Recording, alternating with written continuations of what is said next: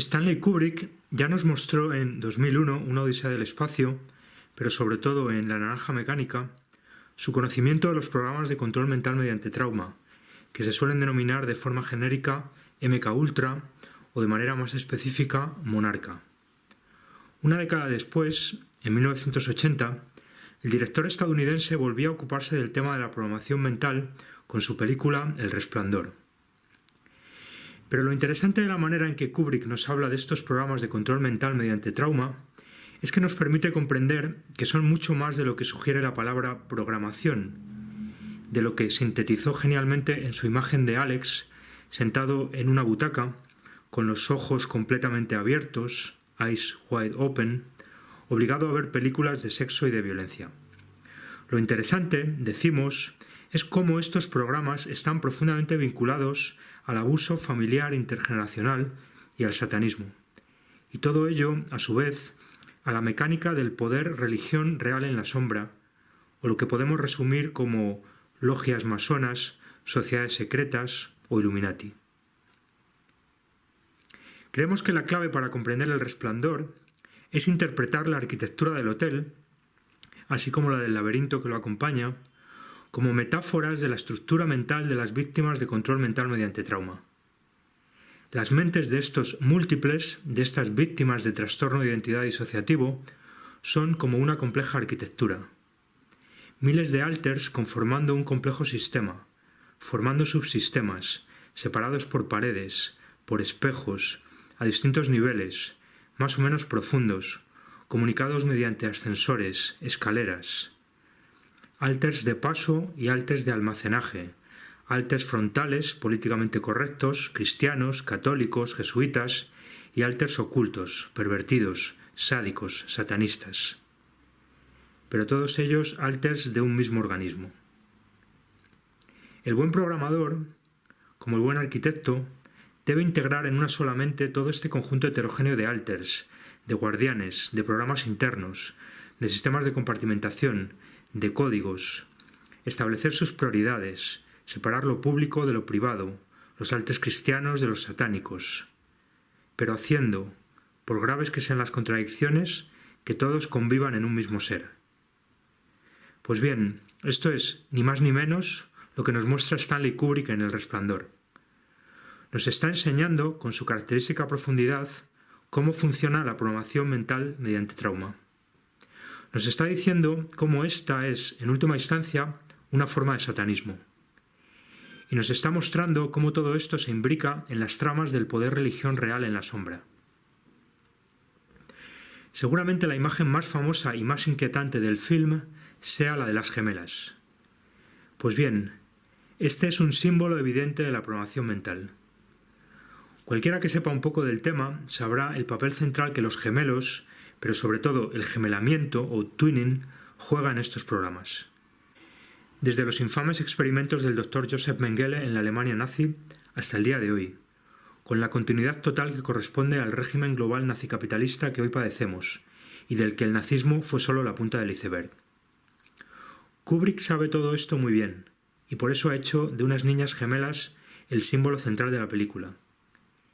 Y para que no queden dudas de lo que nos está hablando, las ha colocado en el vano de una puerta, bajo un rótulo que dice Exit, salida, y al lado de un cartel en el que leemos, en rojo, la palabra Monarch, monarca.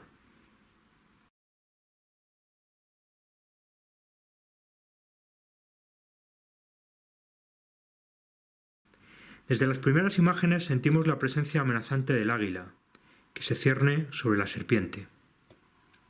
Las geometrías piramidales del hotel y de la montaña, que lo mira desde arriba, en la que se llega a distinguir una pirámide truncada, nos sugieren que estamos bajo el dominio Illuminati.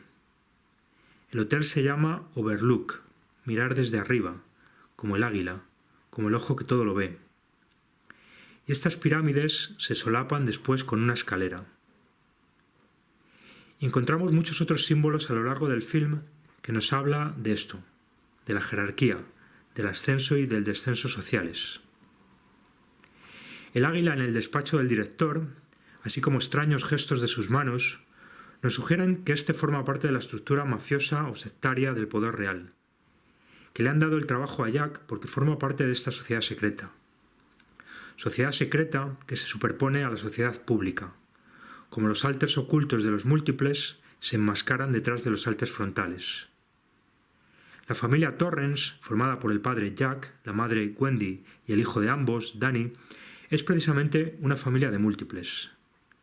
Numerosos detalles a lo largo de la película nos desvelan que este es el caso de la familia Torrance, que son, en mayor o menor grado, disociados, programados, múltiples, que provienen de familias de abuso satánico intergeneracional, que están vinculados a estas tramas ocultas del poder, que conforman la base de la pirámide de mafias, de logias, de sociedades secretas sobre la que se levanta la pirámide Illuminati.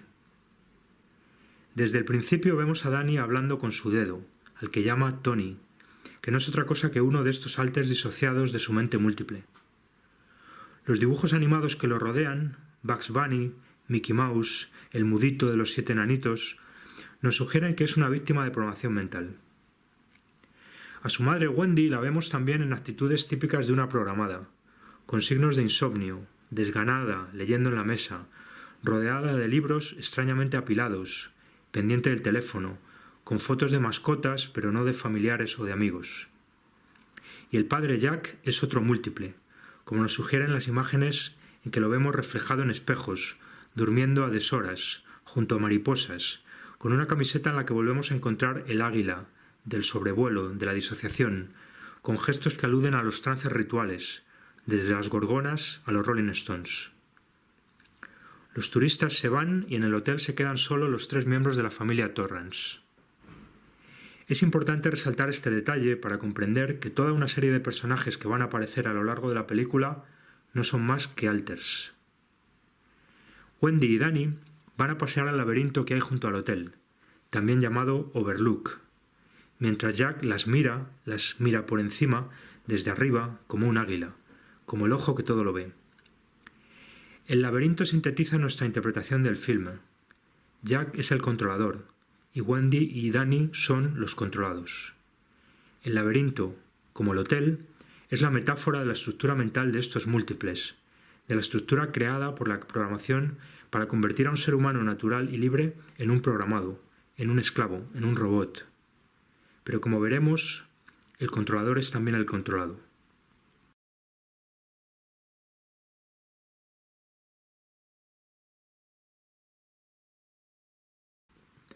Danny recorre los pasillos del hotel con su triciclo, con un respaldo en el que vemos otra pirámide truncada, del color azul de la programación mental. Pasa junto a un panel que alude a la memoria fotográfica que desarrollan algunos de estos múltiples. Al pasar junto a la habitación 237, recuerda que le han dicho que no debe entrar en ella bajo ningún concepto. Pero Danny se baja del triciclo y se acerca. Intenta entrar, pero la puerta está cerrada. Entretanto, se cruza en varias ocasiones con las gemelas. Como iremos viendo, Danny tiene una mente disociada. Ha estado antes en la habitación 237, pero esto forma parte de su memoria traumática, de la que está compartimentalizada en uno de sus alters amnésicos. El símbolo de la habitación y de la puerta cerrada es tan evidente que cuesta comprenderlo. Siempre es lo que está delante de nuestras narices lo que es más difícil de entender. El poder religión real no se esconde, se enmascara. Entretanto, Jack ha tomado posesión del gran vestíbulo central, aquel en el que desembocan todos los pasillos. Kubrick nos muestra al padre de la familia flanqueado por las 2 columnas, y a su vez sentado en un trono en el que volvemos a ver una alusión a Jaquín y Boaz. Y al fondo del vestíbulo se divisa una gran escalera, con 2 tramos laterales, que interpretamos como la jerarquía del poder, la pirámide truncada Illuminati, con una chimenea en su cumbre. Y en este vestíbulo central, en el territorio del pater familias, pero que es también la bestia, la madre no es bienvenida. Todo ello bajo la atenta mirada de la pirámide. Estamos en plena agenda satanista, quería decir transhumanista. Se celebra el sacrificio de la maternidad. En este espacio central, Jack ha colocado su máquina de escribir Adler, águila en alemán. pero más que escribir, se divierte lanzando la pelota con fuerza sobre la chimenea. Sabe muy bien que para ascender en la pirámide lo principal no es el talento, sino la lealtad, la obediencia, el secretismo, la disociación, el falo. Así es que Jack se dedica a escribir una y otra vez la misma frase. Tanto trabajo y tan poco juego hacen de Jack un idiota. Creemos que Kubrick está aquí otra vez aludiendo a la pirámide truncada y a las dos columnas. Así podemos interpretar la primera palabra de la frase, all, A-L-L. Es esta jerarquía del poder-religión real en la sombra la que obliga a trabajar tanto y a jugar tan poco, la que hace de todos unos idiotas. En esto consiste la programación mental, en esto consiste el transhumanismo. Poco a poco vamos descubriendo que todo en el film es tremendamente coherente, que todo encaja, que todo alude a la programación mental. Danny se encuentra una y otra vez con las gemelas, en medio de los pasillos o bloqueando los pasos, y acto seguido las vemos asesinadas y ensangrentadas. Y al mismo tiempo, gracias a un montaje genial del director norteamericano, que nos proporciona muchas claves de interpretación, vemos ascensores de los que salen ríos de sangre, que invaden los pasillos, a pesar de que sus puertas estén cerradas. Recordemos que los ascensores simbolizan aquí los mecanismos mentales que comunican los distintos subsistemas de Alters, los más profundos, traumáticos y amnésicos, con los más superficiales y conscientes. En estos montajes geniales de Kubrick vemos también a Danny en trance, o tapándose los ojos, o hablando con su alter Tony, evidentemente un dedo fálico, como vamos a ir viendo. Insistimos, estas imágenes y estos montajes ponen de manifiesto un gran conocimiento por parte de Stanley Kubrick, no solo de la psicología en general, sino también de los programas de control mental mediante trauma en particular. Todas estas imágenes, que son difíciles de interpretar en términos lógicos, que hacen de esta película una de las más enigmáticas del director, cobran sentido como expresión de la programación mental mediante trauma. Los alters disociados se crean sometiendo a las víctimas a experiencias traumáticas, a abuso sexual, a tortura, desde que son bebés, incluso desde que están en el vientre de sus madres. La mente se protege naturalmente de estas experiencias y de estos recuerdos traumáticos creando fragmentaciones, que es lo que se denominan alters amnésicos, compartimentalizándolos con respecto a otros alters más frontales, para que no interfieran en la vida cotidiana. Los programadores producen estos alters mediante trauma, y luego los utilizan para misiones específicas secretas, para hacer de estos esclavos prostitutas de lujo, modelos presidenciales, asesinos, agentes de inteligencia, astronautas, políticos, científicos de punta, deportistas de alta competición. Todo esto es lo que representa la habitación 237, las gemelas asesinadas, la sangre inundando los pasillos desde los ascensores, las puertas, los números de las habitaciones, las cerraduras, las llaves, las radios. Kubrick no lo dice abiertamente para no escandalizar al público bien pensante, pero a poco que atemos cabos, comprenderemos que Jack está abusando sexualmente de su hijo Danny.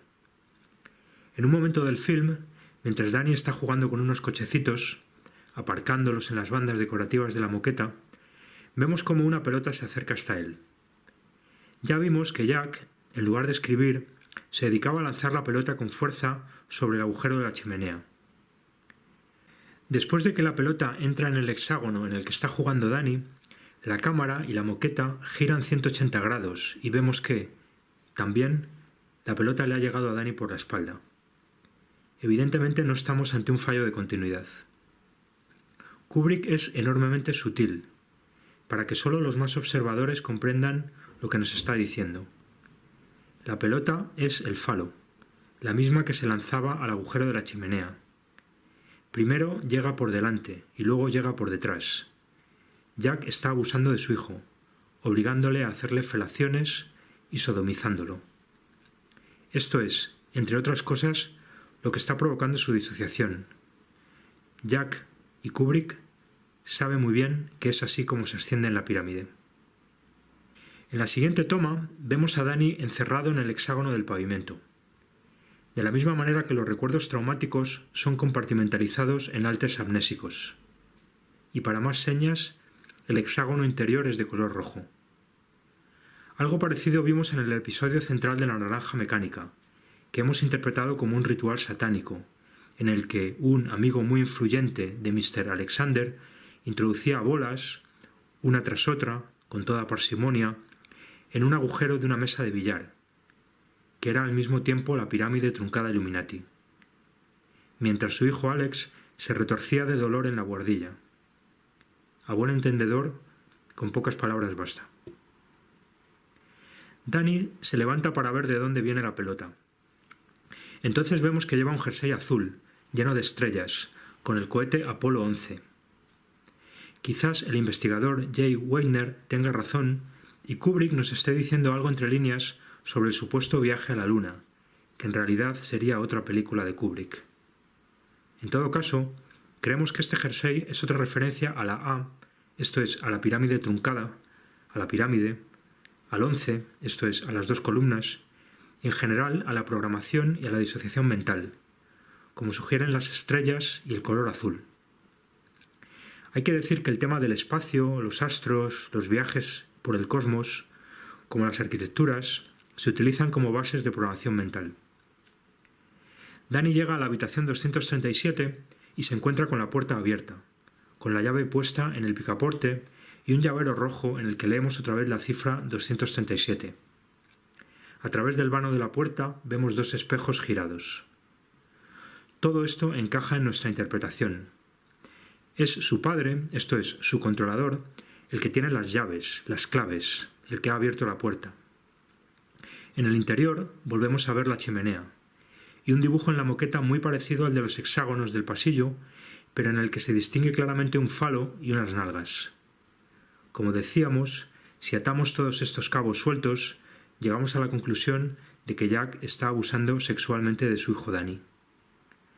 Después, en otro momento de la película, volvemos a ver a Danny en una cama, experimentando una situación traumática. Y otra vez, atando cabos, sabemos que es su propia cama, que es su padre el que, abusando de él y de su madre, lo está traumatizando, lo está programando. Danny llega al vestíbulo que se disputan sus padres, con unos arañazos que ha recibido en la habitación 237. Su madre le dice que se vaya, que Jack no se encuentra bien. Lo hace señalando la pirámide. Los múltiples funcionan en grupo, construyen excusas en grupo, para compartimentalizar todo lo que no quieren recordar.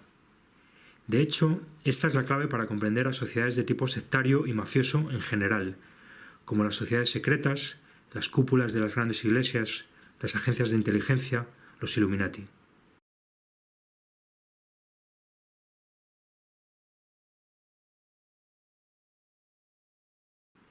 Mientras tanto, Jack se evade de su vida diaria visitando The Gold Room, el Salón Dorado, que Kubrick nos muestra como un gran ataúd.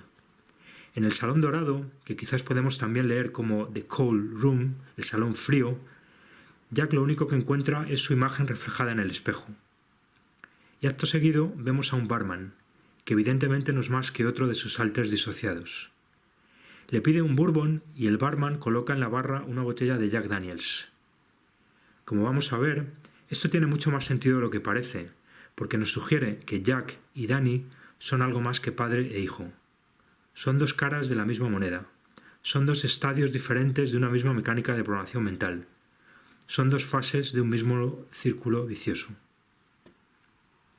Jack quiere, una y otra vez, pagar su bebida, pero, por unas cosas y por otras, el barman termina invitándole. Kubrick nos está hablando aquí de la mecánica perversa que utilizan estas sectas y mafias de las que hablábamos, que son también las que conforman las cúpulas del poder religión, para atrapar a la gente en sus redes. Wendy ve finalmente los arañazos de Danny. Este le dice que se los ha hecho una loca en la habitación 237. Su mujer le pide a Jack que se acerque a la habitación. Allí descubre Jack, en un cuarto de baño que parece un templo, a una Isis moderna surgiendo de las aguas, apareciendo desde detrás de un velo. Jack y esta Isis ambigua, al mismo tiempo joven y madura, como una madre frustrada, se besan en el centro de la sala, rodeados de espejos y de orlas decorativas que nos sugieren que estamos en un ritual sexual. Kubrick ha situado este cuarto de baño unos escalones por encima de la sala adyacente, para subrayar este carácter ritual. Y mientras se besan, esta Isis ambigua se convierte en una vieja putrefacta. Este es el arquetipo afrodítico que Kubrick nos mostró ya en La naranja mecánica. Este arquetipo afrodítico de la mujer es el que utilizan los satanistas transhumanistas para aniquilar al arquetipo demétrico. Kubrick parece haber entendido todo esto muy bien. Ha elegido a una mujer que podría ser una madre, pero que obviamente no lo es, que representa todo lo contrario a la maternidad. El director estadounidense ha comprendido muy bien la vinculación del erotismo y de la muerte. Esta Isis afrodita putrefacta es el contrapunto de la madre, de Deméter, de la principal víctima del sistema profundamente satanista que hoy rezuma por todos los poros del poder religión real. En este sentido hay que interpretar también la mandorla vagina mística que Kubrick coloca sobre la cama de matrimonio de los Torrance. De una manera similar a como vimos en el episodio final de 2001, Una odisea del espacio, podemos intuir lo que significa esta vagina mística si prestamos atención al dedo de Jack, del servidor del falo. Después veremos cómo, otra vez frente a esta mandorla vagina, Jack viola simbólicamente a la madre, a la maternidad. Todo esto es satanismo en estado puro, pero contado con una sutileza de la que solo este genial director es capaz. Es tanto el satanismo que hoy nos rodea que la mayoría ha dejado de verlo. Wendy y Danny son, de hecho, dos víctimas de una misma traumatización cruzada, por parte de su marido y su padre, Jack, pero en realidad por parte del sistema en su conjunto, que utiliza a Jack como marioneta, como idiota útil. Todo esto es lo que simboliza el vestíbulo, los enfrentamientos de Jack y de Wendy en el vestíbulo, la poderosa presencia de la escalera pirámide. Como decíamos, Stanley Kubrick nos está hablando de programación mental, pero al mismo tiempo nos está hablando de satanismo y de sociedades secretas, nos está hablando de transhumanismo y nos está hablando del sacrificio de la maternidad. Y lo está haciendo en términos rigurosamente simbólicos. He aquí su genialidad.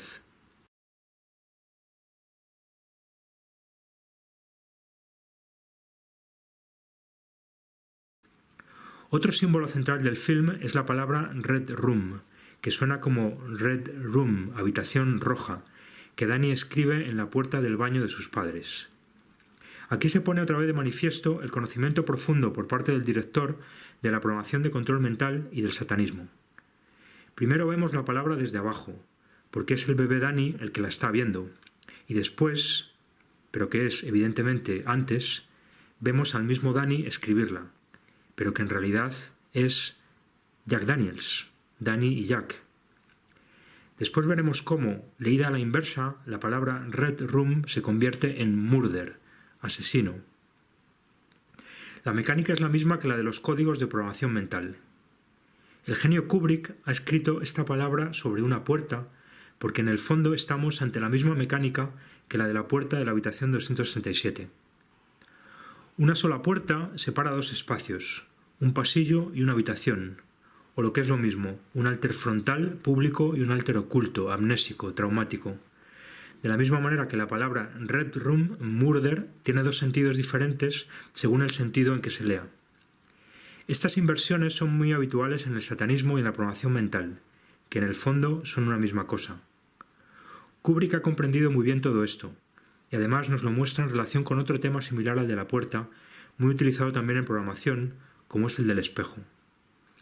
Después volvemos a ver a Jack en el Salón Dorado. Como decíamos, evidentemente, todo esto es parte de su mente disociada.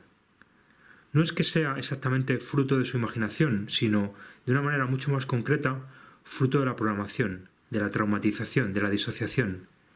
Pero todo ello como parte de una mecánica del poder religión real en la sombra. Casi nos atreveríamos a decir que esta es la mecánica del poder religión reales, la clave de bóveda en la que se sostiene todo el sistema. Jack tiene metida en su mente a toda esta alta sociedad, todo este glamour, pero tal como lo ve desde la perspectiva reducida de la base de la pirámide. Jack forma parte de la pirámide, pero del nivel inferior, suministrando la carne de cañón de la que se alimenta. La forma de ataúd de la sala nos está hablando de todo esto. Nos está hablando de una mecánica de programación mental en la que ocupan un lugar central los rituales de cercanía a la muerte, que a su vez nos llevarían a los cultos de misterios, a los libros de los muertos, etc. En el ataúd dorado, Jack tiene un encontronazo con un camarero, que le tira encima unas bebidas, con tanta corrección como intencionalidad. Otra vez Kubrick nos está diciendo, entre líneas, en qué consiste la masonería, la mafia, las sectas, en definitiva, el poder real, en el compromiso, en el chantaje, en el soborno, en pringar a aquellos de los que se pretende obtener algo. El camarero lo conduce a los aseos, donde nos cruzamos con otra alusión al ascenso y al descenso social, en rojo, para más señas. En los aseos, el camarero le limpia con mucha amabilidad. Problema, reacción, solución. Y descubrimos que este señor es el señor Grady, el antiguo vigilante que asesinó a su mujer y a sus hijas gemelas. Pero evidentemente estamos ante otro recurso del guión. Como el barman, como toda la gente de la alta sociedad que beben y bailan en el ataúd dorado, el señor Grady no es más que un alter de Jack. El genio Kubrick nos lo retrata limpiando con toda meticulosidad la chaqueta de Jack, porque eso es precisamente lo que hacen los alters más ocultos, cargar con los muertos de los traumas y de las culpas, y dejar que los alters frontales se diviertan con la conciencia tranquila.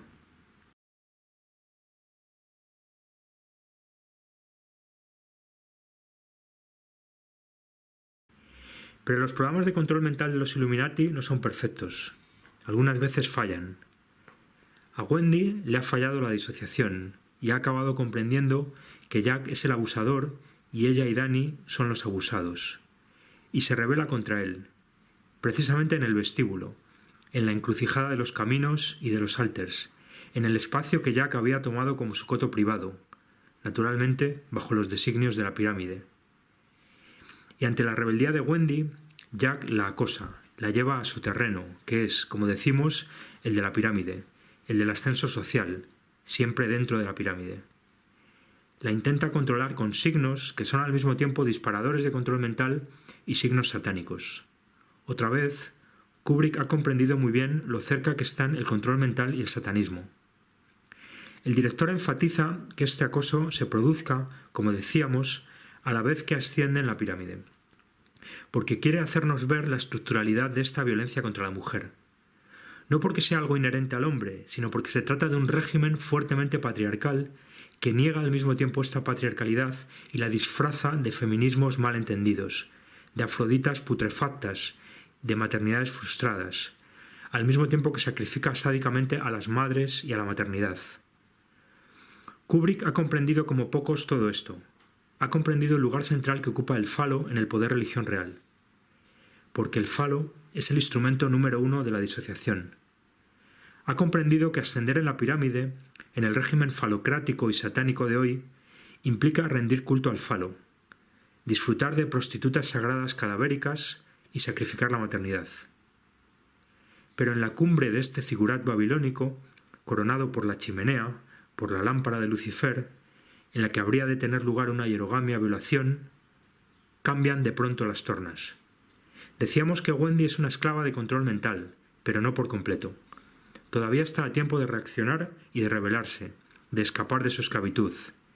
Y así, el zigurat en el que el rey babilónico había de violar a la prostituta sagrada se convierte súbitamente en una pirámide azteca, por la que cae el esclavo sacrificado. El verdugo se convierte en víctima. Descubrimos que el controlador es también el controlado, que estamos ante un círculo vicioso sin el que no comprenderemos nada del poder religión.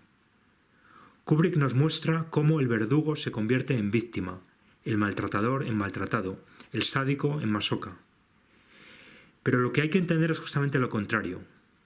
El genio nos lo pone difícil, porque solo de la dificultad pueden hacer la comprensión profunda. En realidad es la víctima la que se convierte en verdugo, el maltratado el que se convierte en maltratador, el masoca el que se convierte en sádico. En esto consiste la programación y en esto consiste el poder religión real. Jack ha quedado inconsciente y Wendy lo conduce hasta la cocina y lo encierra en la despensa. Pero ya decimos que, aunque sea Wendy la que lo golpea y lo encierra, esto es solo un recurso del guión. Lo importante es comprender que Jack y Danny, el padre y el hijo, Jack Daniels, son dos caras de la misma moneda, son dos estadios de un mismo círculo vicioso. Lo que Kubrick nos está diciendo es que Jack ha sido un niño sometido a trauma, como Danny. Jack encerrado en la despensa es también Danny encerrado en la despensa. Es una de las experiencias traumáticas típicas a las que someten a los múltiples. Quien está en la despensa es Jack Daniels. Vemos a Jack Daniels en la puerta, intentando salir. La imagen es la misma que la de Mr. Alexander en La Naranja Mecánica, que era también un padre maltratador de su hijo Alex, que a su vez se convertía en un nuevo maltratador, en un círculo vicioso. En ambos casos, vemos a estos traumatizados bajo pirámides truncadas invertidas, que son también ataúdes, como el ataúd del Salón Dorado o del Salón Frío. Porque estas traumatizaciones remiten al ritual por excelencia, que es el ritual de cercanía a la muerte. La despensa, los envases, las cajas de alimentos simbolizan la disociación y la compartimentación de la memoria. Los números rojos que leemos en las cajas son disparadores de programación. Lo mismo que los libros al lado de Mr. Alexander. Y mientras Jack Daniels está encerrado, llega el señor Grady y le vuelve a liar, con cosas de mafias y de masones. Pero ya sabemos que el señor Grady es un alter. Si Kubrick ha podido hilar tan fino aquí es porque sabe que, de hecho, estos alters disociados son proyecciones de figuras de la vida real. Y finalmente, el señor Grady le abre la puerta de la despensa. Pero es en realidad Jack el que le abre la puerta a Danny. Mientras tanto, Danny ha cogido un cuchillo y amenaza a su madre, recitando el mantra Red Room. Aquí vemos otra vez que el padre y el hijo son dos caras de la misma moneda. El abusador hace del abusado otro abusador. El sádico hace del masoca otro sádico. El verdugo hace de la víctima otro verdugo. Y por eso Kubrick nos muestra a Danny cortándose a sí mismo con el cuchillo. Después escribe Red Room en la puerta, pero, como decimos, la primera vez lo vimos desde abajo, porque el primer Red Room lo leía el bebé Danny, pero quien lo había escrito era este Danny, que ya es, de hecho, Jack Daniels. Y el espejo revela que estamos ante un disparador de control mental.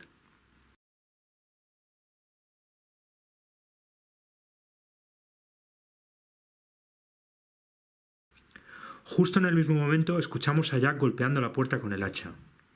Es el mismo momento porque, como decimos, el Danny que estábamos viendo era en realidad Jack Daniels.